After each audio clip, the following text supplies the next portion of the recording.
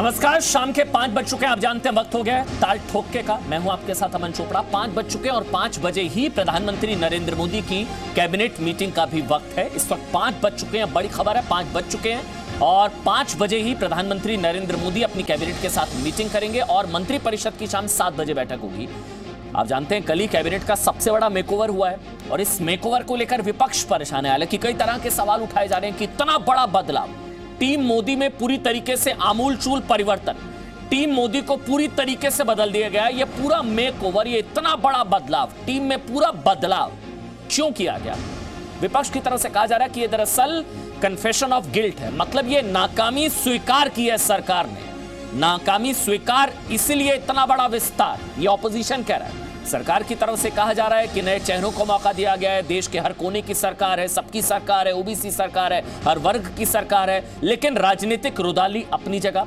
विपक्ष की तरफ से अखिलेश यादव यहां तक कह रहे हैं कि डिब्बे नहीं, पूरे ट्रेन बदलने की जरूरत है। कांग्रेस की तरफ से कहा जा रहा है कि कप्तान बदलना था, टीम बदलने से क्या होगा, टीम लीडर में ही दिक्कत है। और यहां तक कहा जा रहा है कि हर्षवर्धन को बलि का बकरा बनाया गया। इन तमाम मुद्दों पर हम डिबेट करेंगे। मेरे साथ गौरव भाटिया। लेकिन शाम 7 बजे मंत्रिपरिषद की बैठक होगी। ये बड़ी खबर इस वक्त की, शाम 7 बजे, अब से 2 घंटे बाद ये बड़ी कवरेज आप लगातार देखेंगे जी न्यूज पर। और पीएम आवास में ये बैठक 5 बज चुके हैं। थोड़ी देर में नई कैबिनेट की पहली बैठक। डिबेट ये, परिवर्तन यहां, परेशानी वहां। गौरव भाटिया बीजेपी के राष्ट्रीय प्रवक्ता, आलोक मेहता सीनियर जर्नलिस्ट, समाजवादी पार्टी से घनश्याम तिवारी, तहसीन पूनावाला और डॉक्टर अजय आलोक भी हैं मेरे साथ, जेडीयू से नीतीश की पार्टी के प्रवक्ता हैं।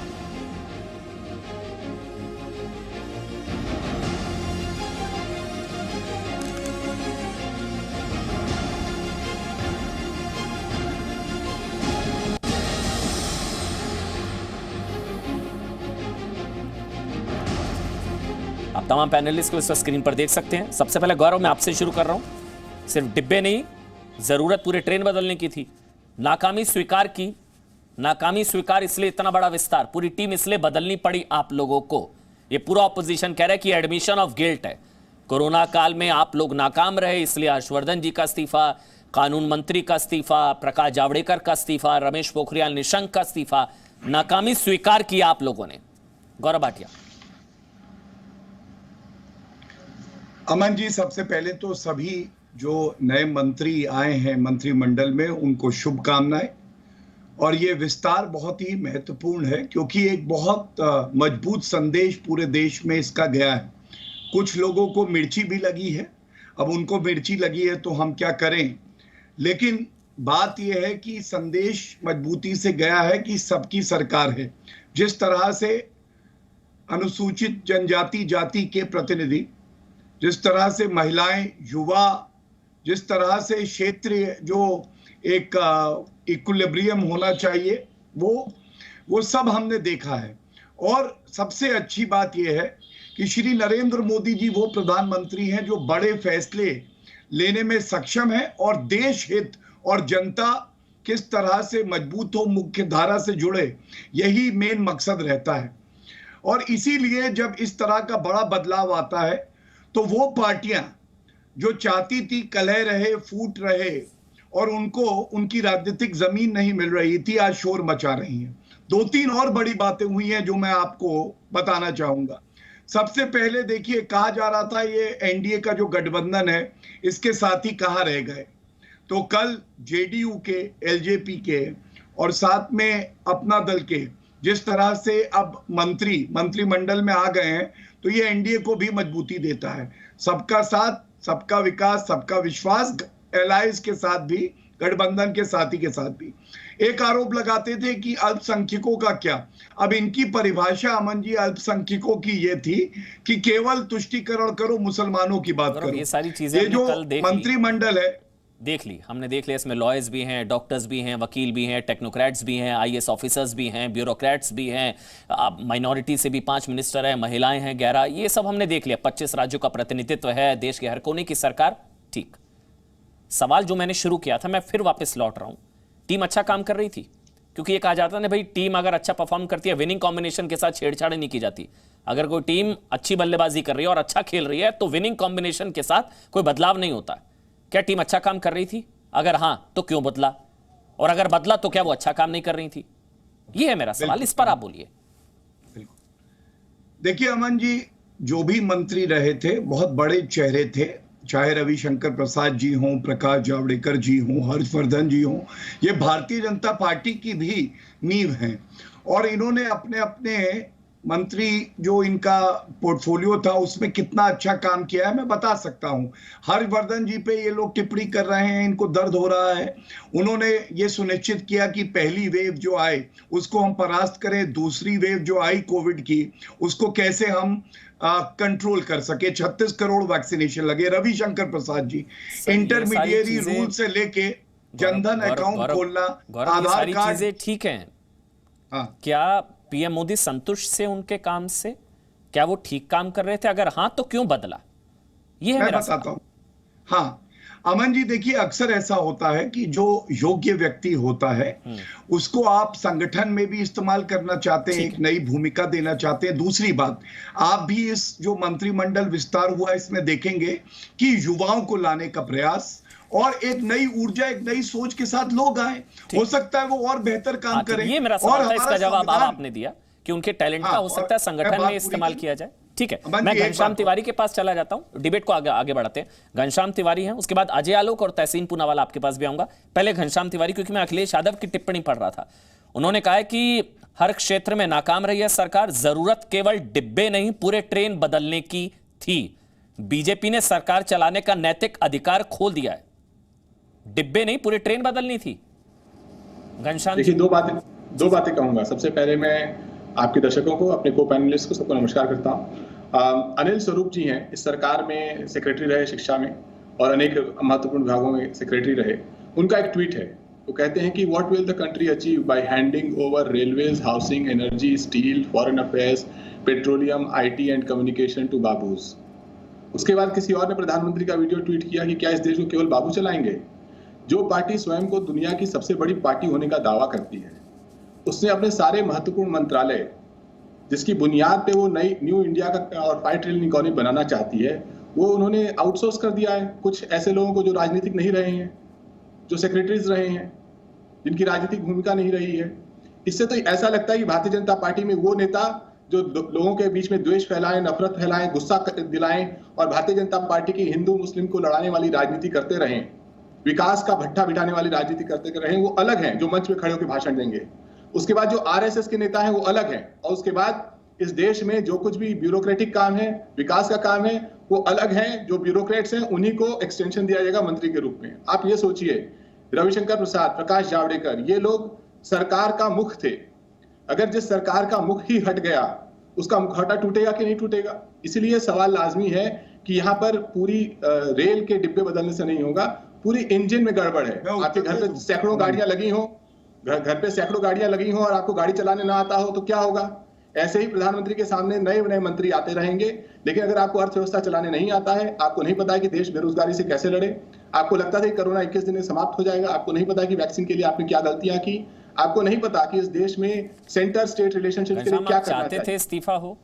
मैं उत्तर देना चाहता हूं अमन जी। जी गौरव, मैं एक मिनट आ रहा हूं। आप चाहते थे इस्तीफा और हुआ, स्वागत करिए। देखिए, हम देश अगर विकास करे, इस देश में जितने आपके दर्शक देख रहे हैं, हर परिवार में कोई ना कोई युवक बेरोजगार होगा।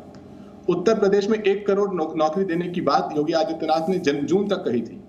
अब 4.5 साल में कहते हैं कि हम 4 लाख रोजगार दे रहे हैं। इनकी घोषणा पत्र के 7वें पृष्ठ पे लिखा हुआ है बड़े बड़े अक्षरों में, हम 70 लाख रोजगार देंगे।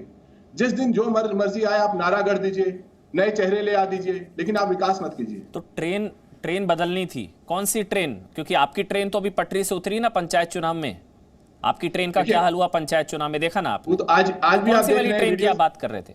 आप वीडियोस आप देखिए, जर्नलिस्ट कमाल खान ने ट्वीट किया, अनेक जर्नलिस्ट ने ट्वीट किया, एबीपी गंगा के पत्रकार पे हमला हुआ, आपके भी किसी पत्रकार पे हमला हुआ था। अगर लोकतंत्र के अपहरण को राजनीति बना दिया जाएगा, उसका और ऐसे लोग जिनकी पृष्ठभूमि अपराध में रही है, से क्या लेना देना? मैं आपसे पूछ रहा हूं, आपने कहा ट्रेन बदलनी थी, डिब्बे बदलने से कुछ नहीं होगा।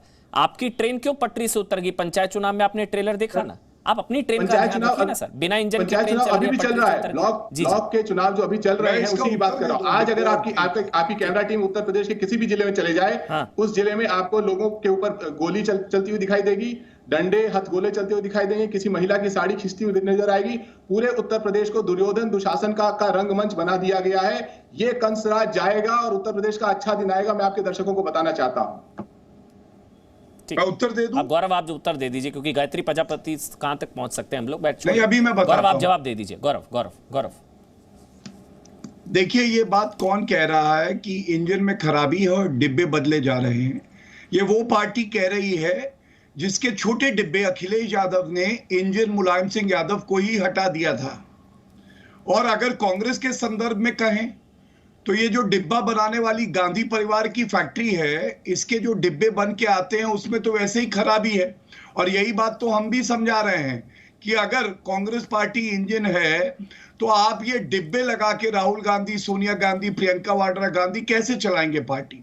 दूसरी बात, याद करिए किस तरह से जो बात आपने कही, गायत्री प्रजापति, उनको मुख्यमंत्री का क्षेत्राधिकार है, वो किसको अपने मंत्रिमंडल में शामिल करे, यही प्रधानमंत्री का क्षेत्राधिकार है।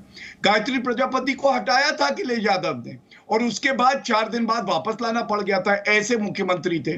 और कहा जाता था उत्तर प्रदेश में अखिलेश यादव के लिए कि 5.5 मुख्यमंत्री हैं। तो पत्रकार और बाहर से जो लोग आते थे वो कहते थे ये आधा मुख्यमंत्री कौन है? तो अमन जी पता है क्या कहते थे? ये आधा मुख्यमंत्री वो बबुआ है जिसको मुख्यमंत्री का पद तो हासिल है लेकिन निर्णय नहीं ले सकता। तीसरी बात, इन लोगों को ईर्ष्या और जलन हो रही है। ईर्ष्या और जलन इस बात की है कि बाहर से जो युवा प्रतिभा है, जो महिलाएं हैं, अनुसूचित जाति जनजाति के लोग हैं, पिछड़ा वर्ग है, उनको मौका क्यों मिल रहा है? क्योंकि इनकी पार्टी में राष्ट्रीय अध्यक्ष मुलायम सिंह यादव जी होते थे, प्रदेश अध्यक्ष अखिलेश यादव, मुख्यमंत्री अखिलेश यादव, डिप्टी सीएम का जो एक दर्जा था वो शिवपाल यादव के पास था। तो सारा कुछ तो इनके परिवार यादव परिवार से ज्यादा परफॉर्मेंस को प्रायोरिटी माना गया, इसलिए इनको परेशानी हो रही है। और यूपी में क्या खेल बिगड़ रहा है? 16 मंत्री यूपी से कैबिनेट में, इस वजह से क्या? अजय आलोक आप बोलिए, उसके बाद तहसीन में आपके पास आऊंगा। पहले अजय आलोक, उसके बाद तहसीन में आपको मौका दूंगा। अजय आलोक, आप तो खुश हैं अजय जी? क्योंकि पहले 25 महीने पहले स्थिति कुछ और थी, अब एक मंत्री आपका। अजय आलोक,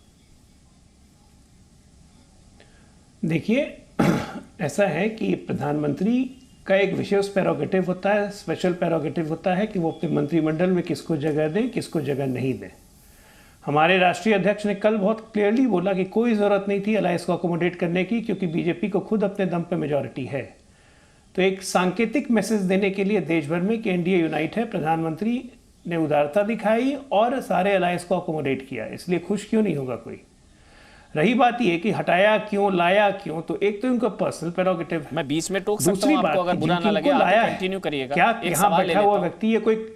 मैं एक सवाल अगर आप अलाउ करें, क्योंकि ये जो अब आप कह रहे हैं कि अकोमोडेट करने की जरूरत नहीं, 25 महीने पहले आपका रुख दूसरा था। 25 महीने आप पहले आप कह रहे थे हमें सांकेतिक रिप्रेजेंटेशन नहीं चाहिए, अनुपात के हिसाब से चाहिए मंत्री पद। अगर मैं गलत नहीं हूं, 19 में 25 महीने पहले आप कह रहे थे कि हमारी संख्या के अनुपात के हिसाब से हमको मंत्री चाहिए। अब आप एक पर भी कह रहे हैं ये भी ज्यादा हो गया।